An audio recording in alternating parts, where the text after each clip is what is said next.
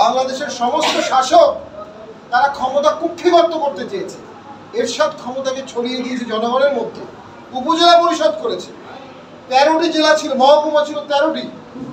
এক দিনের মধ্যে 13টা মহকুমা থেকে উনি 64 জেলা করেছেন।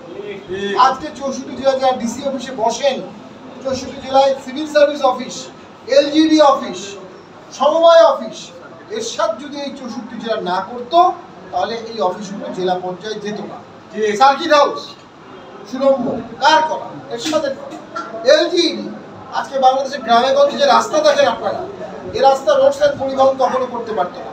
এরশাদ এলজিডি করলেন, কামরুল হক সিদ্দিকী সাহেব চিফ ইঞ্জিনিয়ার, তাকে দিয়ে আজকে কত রাস্তা গ্রামে হয়েছে, এখনো হচ্ছে এরশাদের কারণে। আমরা মনে করি সামনের দিনও বাংলাদেশ ইনশাআল্লাহ এরশাদের আদর্শেই চলবে ইনশাআল্লাহ। আর আমাদের আছে অকুতোভয় নেতাকর্মী, আমাদের আছে ত্যাগী নেতা, আমাদের আছে অসংখ্য পোল খাওয়া রাজনীতিবিদ, বিদগ্ধ রাজনীতিবিদ। গত 1 বছরে দেশে শত শত দল তৈরি হচ্ছে।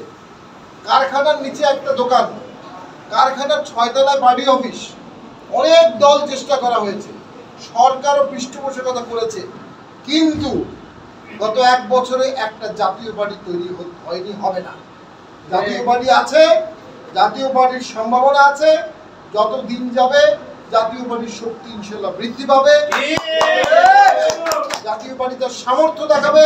যত দিন যাবে জাতীয় পার্টি দেশ গঠনের জন্য আরো পরিপক্ক হবে ইনশাআল্লাহ।